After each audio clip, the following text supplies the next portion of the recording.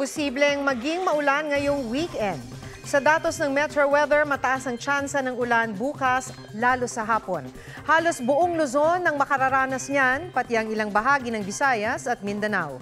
May heavy to intense rains, kaya maging alerto sa banta ng baha o landslide.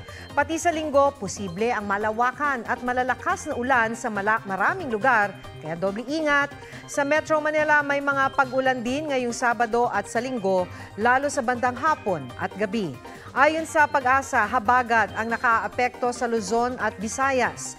Huli namang namataan ng Pag-asa ang binabantayang low pressure area, 900 kilometers east ng southeastern Mindanao. Sa ngayon, mababa ang tsansa nitong maging bagyo sa susunod na 24 oras.